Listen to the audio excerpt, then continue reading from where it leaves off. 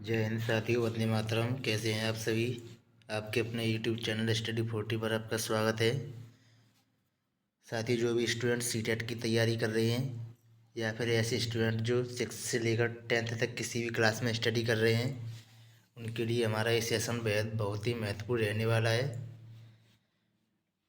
आज हम आपको बताने वाले हैं साइंस क्लास में साइंस का कंटेंट का चैप्टर है द्रव्य यानी पदार्थ, जिसे कहते हैं मैटर।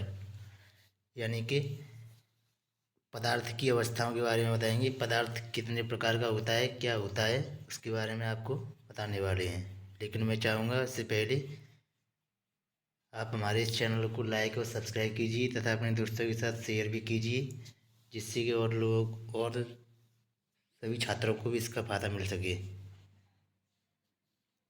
तो आ जाइए दोस्तों, चलते हैं फिर बिना समय गंवाए आज के इस सेशन पर। साथियों, जैसा कि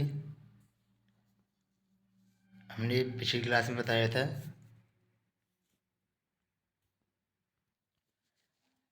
साइंस की प्रकृति और साइंस का विषय से संबंध जो भी होता है उसके बारे में हमने बताया था। लेकिन वो होता है आपका पैडागोजी संबंधित।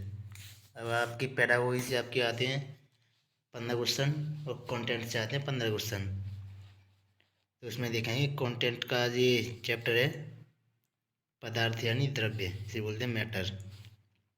इससे आपके यानी कि 1 से 2 क्वेश्चन बनते हैं पदार्थ चैप्टर में से। तो देखते हैं इसे। तो उसमें देखते हैं पदार्थ होता क्या है। यानी पदार्थ का दूसरा नाम होता है द्रव्य, जिसे बोलते हैं मैटर। ये होता क्या है। प्रकृति में पाई जाने वाली वे सभी वस्तुएं जिनका द्रव्यमान होता है और स्थान घेरती हैं, पदार्थ कहलाती हैं।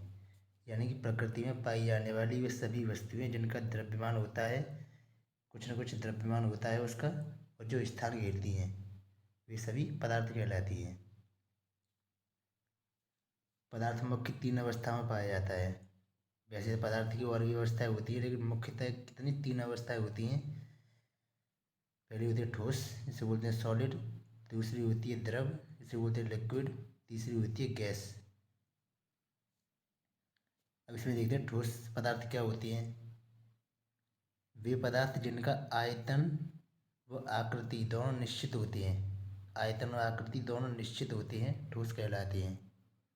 यानी कि ऐसे पदार्थ जिनका आयतन भी निश्चित होता है और आकृति भी निश्चित होती है, वे ठोस पदार्थ कहलाती हैं। ठोस पदार्थों को आसानी से संपीड़ित या दबाया नहीं जा सकता है।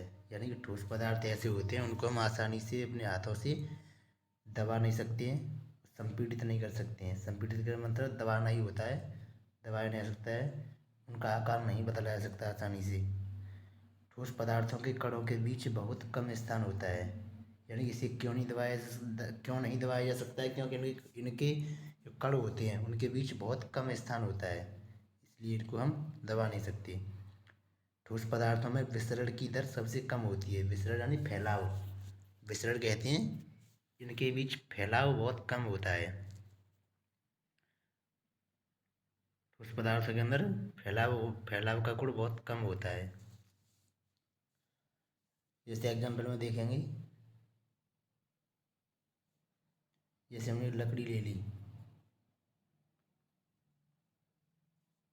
लकड़ी, लोहा ले लिया,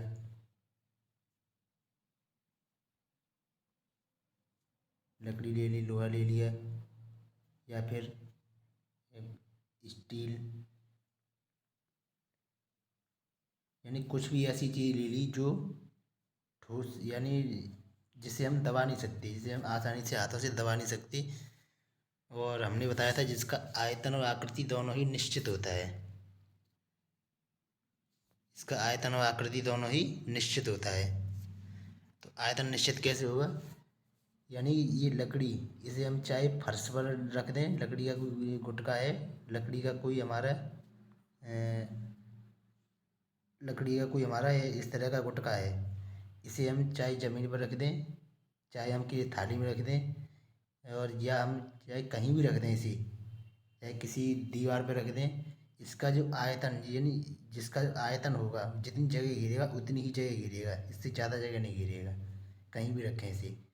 और इसका आकार कहीं भी रखें, जिसका इसका आकार निश्चित, आकृति निश्चित होती है। आकृति निश्चित का मतलब इसे हम कहीं भी रख दें वो जैसा है वैसा ही दिखाई देगा, इसकी आकृति चेंज नहीं होगी। इसे कहीं भी रख दें तो ये हो गया आकृति और आकार निश्चित हो गया। अब देखते हैं नेक्स्ट इसके बाद।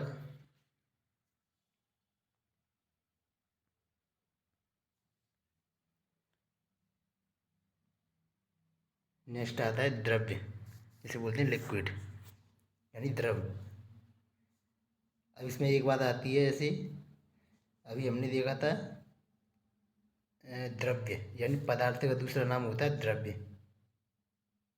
पदार्थ का दूसरा नाम होता है द्रव्य और ये होता है द्रव। इसमें ध्यान रखना, समझने की बात ये है कि यदि आधा भावक लग गया, आधा भावक या आगे में लग गया तो द्रव्य का मतलब ये पदार्थ का ही दूसरा नाम है। लेकिन द्रव, द्रव क्या है? ये द्रव्य की एक अवस्था है।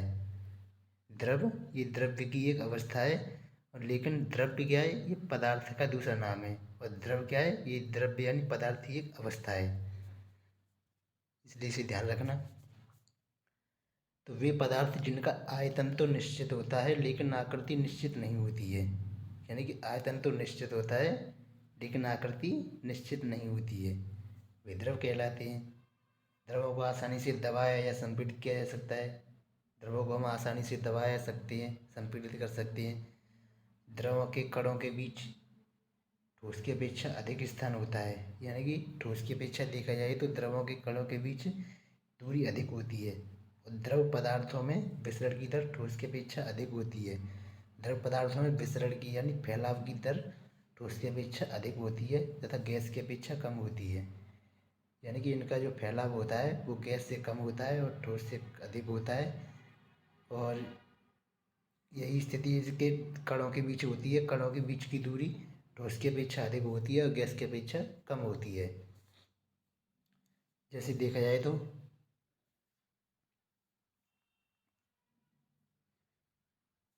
यानी कि जैसे जल है, जल हो गया, दूध हो गया, मिल्क, यानी कि इसका ये है, यदि हमने 1 लीटर दूध ले लिया, 1 लीटर हमने मिल्क ले लिया, तो इसे हम किसी भी बर्तन में रखें, चाहे एक लोटा में रख दें इसे या फिर एक थाली में रख दें, यानी कहीं भी रखें इसे, तो इसका आयतन यानी 1 लीटर का तो 1 लीटर ही रहेगा। आयतन तो इसका निश्चित रहेगा, कहीं भी रख दें इसे 1 लीटर ही रहेगा। लेकिन अगर इसे हम थाली में रखेंगे, थाली में डाल देंगे तो थाली ऐसे आकार का हो जाएगा, थाली में पूरे में फैल जाएगा ये, थाली में पूरे में फैल जाएगा। यदि इसे हमने लोटे में रख दिया तो लोटे ऐसे आकार का हो जाएगा ये। इसे हमने लोटे में रख दिया एक में तो लोटे ऐसे आकार का हो जाएगा। इसे हमने किसी किसी भगोने वगैरह में रख दिया तो उसके ऐसा आकार का हो जाएगा। इसे हमने ज़मीन पर डाल दिया, ज़मीन पे ऐसे ही स्वतंत्र छोड़ दिया तो ज़मीन पे पूरे में फैल जाएगा वो। तो यही होता है कि इसका आकार निश्चित नहीं होता है, यानी इसकी आकृति निश्चित नहीं होती है। जिस बर्तन में डालेंगे उसी की ऐसी आकृति अपनी, इसी का ऐसा आकार हो जाएगा इसका, उसी की तरह दिखने लगेगा। लेकिन आयतन जो 1 लीटर था 1 लीटर ही रहेगा, आयतन कम नहीं होगा ना ज़्यादा होगा, लेकिन आकृति जिस बर्तन में डालेंगे उसी के हिसाब से बदल जाएगी। ये होता है आयतन निश्चित और आकृति अनिश्चित। देखते हैं नेक्स्ट इसके बाद।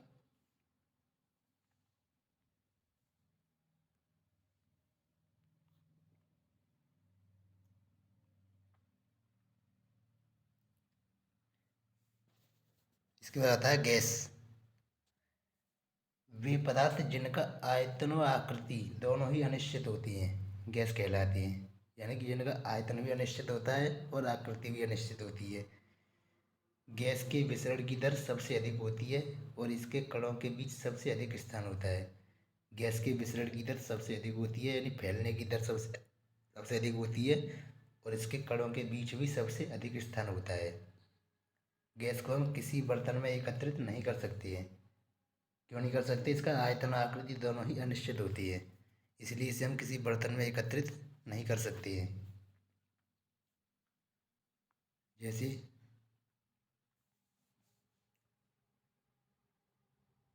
ऑक्सीजन गैस हो गई, ऑक्सीजन हो गई, नाइट्रोजन हो गई, नाइट्रोजन हो गई। जो भी गैसें हैं ऑक्सीजन का मतलब जैसे O2, नाइट्रोजन का मतलब N2।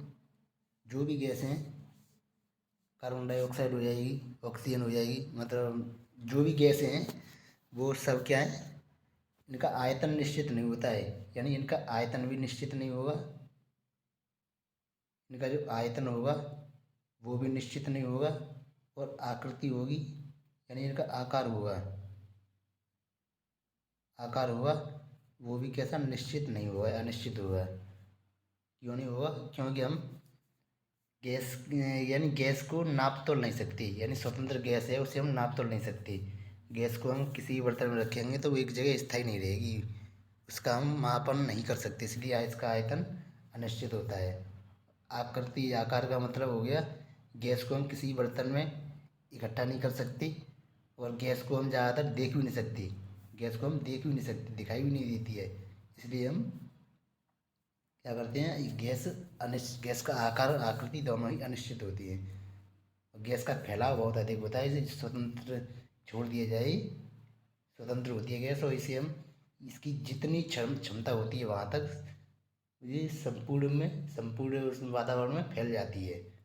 इसलिए इसका इसलिए इसका ये विसरण की दर सबसे अधिक होती है, और फैलने का कारण ये है कि इनके कणों के बीच बहुत अधिक गति होती है, बहुत अधिक दूरी होती है, इससे वे इसके कण गति करते रहती हैं।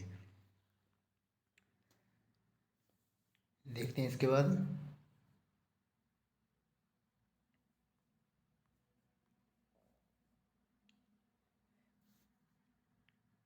तीन तो अवस्थाएं ये होगी, तीन अवस्थाएं होगी मुख्यतः, ठोस यानी सॉलिड, द्रव लिक्विड, और गैस। अब इसकी पदार्थ की चौथी अवस्था होती है प्लाज्मा, पदार्थ की चौथी अवस्था प्लाज्मा होती है, और पांचवी अवस्था होती है बॉस आइंस्टीन कंडेंसेंट। ये दो अवस्था होती है, पहले पदार्थ की चौथी अवस्था होती है प्लाज्मा, और पांचवी अवस्था होती है बॉस आइंस्टीन कंडेंसेंट। तो दोस्तों ये रहा हमारा आज का सेशन, और जैसे हमारे कुछ वीडियो में कमेंट्स आ रही थी कि सर आप जैसे जो सिलेबस में है उसे पढ़ाएं, तो साथियों हम उम्मीद कर रहे हैं कि हम आपको यानी कि जो आपके सिलेबस में आता है, जो उसमें पिछले लास्ट ईयर उससे पहले जो भी यानी 2-3 वर्षों से हमारा हर पेपर में जो भी आ रहा है सिलेबस उसी के हिसाब से करा रहे हैं आपको। जो आपके सिलेबस में है, सीटेट वाले सिलेबस में है, हम वही करा रहे हैं सब कुछ, हम एक्स्ट्रा कुछ नहीं करा रहे। ये नहीं है कि हम आपको कुछ गलत कराएं, ऐसा कुछ नहीं है। यदि आपको ये लग रहा हो कि हम आपको कुछ मतलब गलत पढ़ा रहे हैं, तो हमारी आप किसी भी चैनल से कंपेयर कर सकते हैं। तो उसमें देखना अदर चैनल में क्या है, वीडियो तो 1-1 घंटे की कर लेती हैं, वो क्या है क्लासेज तो 1-1 घंटे की, 1-1 से घंटे ज़्यादा कर देती है, लेकिन उसमें क्या है वो इधर उधर की बातें ज़्यादा करती हैं, जिसमें क्या है टाइम ज़्यादा लगता है। लेकिन हमारा मतलब क्या है, आप अपना ध्यान से पढ़ो और पढ़ाई में ध्यान रहे, तो हम आपको इधर उधर नहीं भटकाएंगे। जो भी है आपको जितना पढ़ाना है उतना हमें फिक्स टाइम में पढ़ा के, और आपको आपको अपना जो भी है वो प्रदान कर देती हैं। तो इसलिए दोस्तों ऐसी क्लास करने के लिए मैं चाहूँगा कि हमारे इस चैनल को लाइक और सब्सक्राइब कीजिए तथा बेल आइकन को ऑल पर क्लिक कीजिए, जिससे कि सभी क्लासों का नोटिफिकेशन आपके पास सबसे पहले पहुंच सके। फिर मिलेंगे अगली क्लास में, तब तक के लिए जय हिंद।